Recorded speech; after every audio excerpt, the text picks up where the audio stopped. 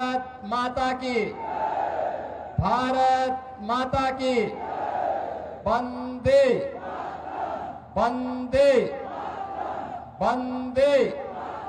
नमः पार्वती पतये हर हर।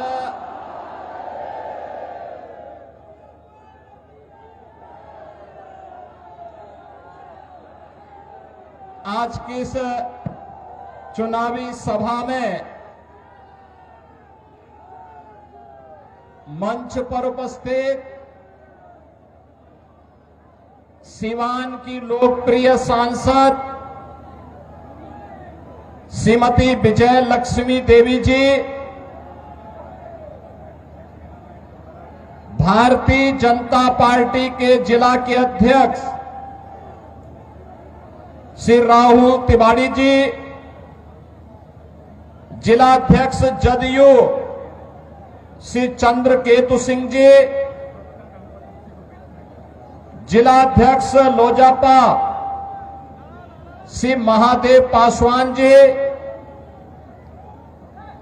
भारतीय जनता पार्टी के राष्ट्रीय मंत्री श्री अरविंद मेनन जी, उत्तर प्रदेश विधानसभा के सदस्य श्री आकाश सक्सेना जी, पूर्व सांसद श्री ओम प्रकाश यादव जी, भारतीय जनता पार्टी के वरिष्ठ नेता श्री जितेंद्र स्वामी जी, पूर्व मंत्री श्री विक्रम कुंवर जी, विधान परिषद के पूर्व सदस्य श्री मनोज कुमार सिंह जी, पूर्व विधायक रमेश सिंह कुशवाहा जी, अजय सिंह जी, अनिता कुशवाहा जी, संगीता यादव जी और भारी संख्या में रघुनाथपुर और दरौली विधानसभा क्षेत्र से जुड़े हुए सभी मेरे उपस्थित बहनों और भाइयों, मैं सबसे पहले इस पावन धरा को कोटि कोटि नमन करते हुए आप सभी का मैं अभिनंदन करता हूं। बहनों और भाइयों, मैं जैसे इस धरती पर आया हूं, इंद्रदेव की बड़ी कृपा होने लग गई और बहुत ऐसे लग रहा है जैसे इंद्र भगवान भी पुष्पों की वर्षा करके सीवान जनपद की सभी सीटों को एनडीए को जिताने के लिए अपना आशीर्वाद बरसा रहे हैं। बहनों और भाइयों, जब मैं बिहार में आता हूं तो मुझे बिहार की गौरवशाली परंपरा का स्मरण हो आता है। बिहार की धरती हम सबके लिए ज्ञान की धरती है, भक्ति की धरती है, शक्ति की धरती है, शांति और क्रांति की धरती है। जिस धरती ने उत्तर प्रदेश की धरती से आने वाले महात्मा बुद्ध को ज्ञान प्रदान किया हो, जिस धरा ने भारत के गौरवशाली इतिहास में एक नया अध्याय जोड़ते हुए नालंदा विश्वविद्यालय दिया हो, जिस धरती ने महावीर भगवान महावीर जैन को जन्म दिया हो, जिस धरा ने चाणक्य दिया हो, जिस धरती ने डॉक्टर राजेंद्र प्रसाद, श्री जयप्रकाश नारायण, बाबू जगजीवन राम और कर्पूरी ठाकुर जैसी विभूतियों को जन्म दिया हो, वे कौन लोग थे? इस गौरवशाली धरा को के सामने, यहां के नौजवानों के सामने उन्होंने पहचान का संकट खड़ा किया। बहनों और भाइयों, ये चुनाव उन्हीं लोगों के खिलाफ एक लड़ाई है, वर्तमान पीढ़ी को बताने की एक लड़ाई कि पिछले 20 वर्ष में एनडीए की नीतीश कुमार जी के नेतृत्व की सरकार ने प्रधानमंत्री मोदी जी के मार्गदर्शन में जो उपलब्धियां हासिल की है, ये नया बिहार है।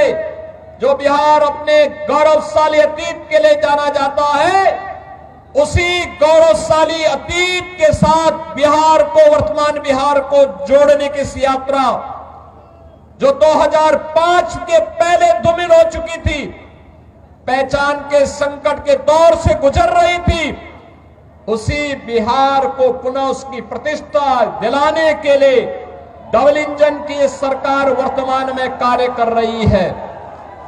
बहनों और भाइयों, मुझे आश्चर्य हुआ जब मैं रघुनाथपुर में आया और रघुनाथपुर में आकर के मैंने देखा कि आरजेडी ने यहां से जो प्रत्याशी दिया है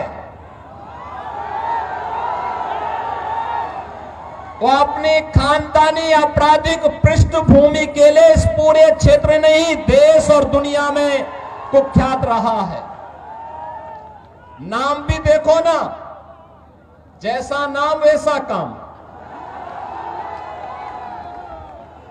जैसा नाम वैसा काम।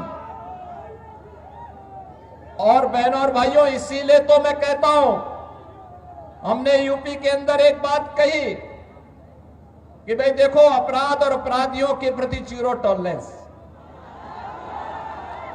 और जीरो टॉलरेंस के तहत आज आप देख रहे होंगे आरजेडी और उनके लोग आज भी अयोध्या में श्री राम जन्मभूमि पर भगवान राम के मंदिर का विरोध कर रहे हैं। सीतामढ़ी और उसके आसपास के क्षेत्र में मां जानकी के भव्य मंदिर के निर्माण और कॉरिडोर के विकास के लिए किए जाने वाले कार्य का विरोध कर रहे हैं। ये आरजेडी के लोगों को बताना चाहिए, अयोध्या में श्री राम जन्मभूमि पर भव्य राम मंदिर का निर्माण होने के पहले उत्तर प्रदेश की डबल इंजन की सरकार ने प्रधानमंत्री मोदी जी के नेतृत्व में अयोध्या में राजर्षि दशरथ जी के नाम पर मेडिकल कॉलेज का निर्माण पहले किया, महर्षि वाल्मीकि के नाम पर इंटरनेशनल एयरपोर्ट का निर्माण किया, और फिर 500 वर्षों के कलंक को मिटाते हुए भगवान राम के भव्य मंदिर के निर्माण का मार्ग भी प्रशस्त किया। बहनों और भाइयों, मैं पूछना चाहता हूं, आरजेडी ने राम मंदिर के रथ को रोकने का पाप किया था, आरजेडी ने पाप किया था। कांग्रेस कहती थी कि राम तो हुए ही नहीं, इनका पार्टनर समाजवादी पार्टी उत्तर प्रदेश में राम भक्तों पर गोलियां चलाती है, और ये लोग जब भी इन्हें अवसर मिला, एक ने बिहार के अंदर, एक ने उत्तर प्रदेश के अंदर, वहां के नौजवानों के सामने, वहां के नागरिकों के सामने पहचान का संकट खड़ा किया। लेकिन बहनों और भाइयों, डबल इंजन की एनडीए की सरकार अब पहचान के संकट के लिए मोहताज नहीं। हर बिहारी आज अपने गौरव के साथ सीना तान करके देश और दुनिया के अंदर जाता है, अपनी पहचान को प्रस्तुत करता है। अब बिहार में क्या नहीं है, अब बिहार में सब्बा, अच्छी सड़कें हैं, और हम लोगों ने 6,100 करोड़ रुपए की लागत से अयोध्या धाम को सीधे सीतामढ़ी से जोड़ने के लिए राम जानकी मार्ग के निर्माण के काम को भी युद्ध स्तर पर आगे बढ़ाया है। आज बिहार में एयरपोर्ट है, मेडिकल कॉलेजेज हैं, इंजीनियरिंग कॉलेजेज हैं, और आज बिहार में पलायन नहीं, आज यहां पर प्रगति के नए नए प्रतिमान स्थापित करने की दिशा में बिहार आगे बढ़ा है। गरीब कल्याणकारी योजनाओं का लाभ गरीबों को मिल रहा है।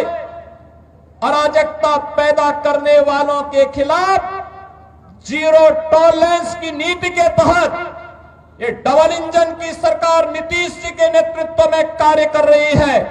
और बहनों और भाइयों, जो बाकी बच जाता है यूपी का बुलडोजर उसको पूरा कर लेता है।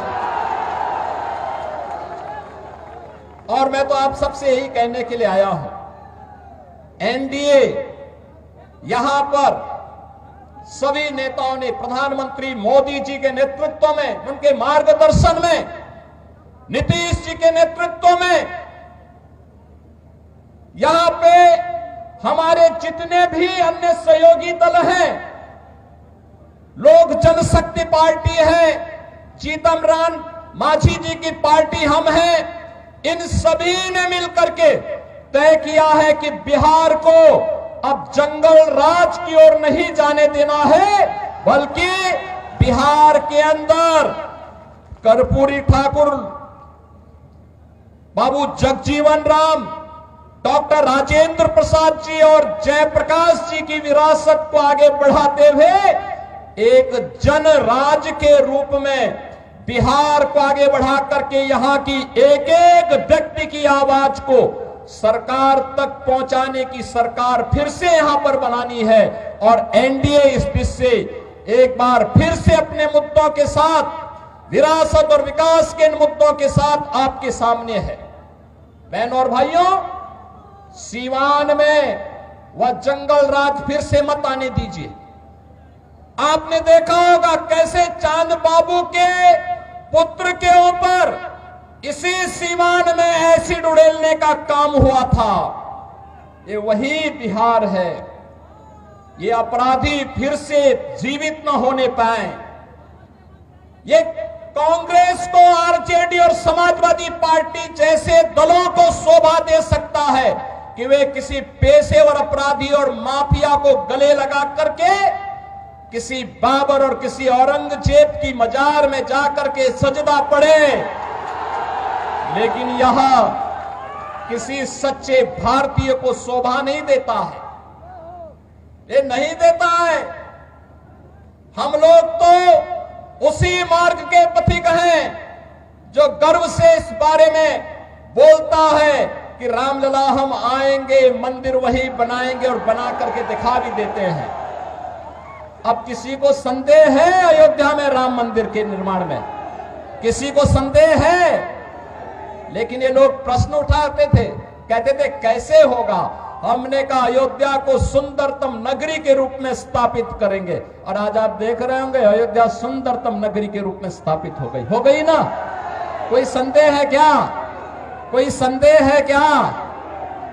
और उत्तर प्रदेश में इन माफियाओं के ऊपर कार्रवाई कैसे होती है आपने देख लिया है ना? ये डबल इंजन की सरकार ही कर सकती है। एनडीए की डबल इंजन की सरकार ही ये करेगी।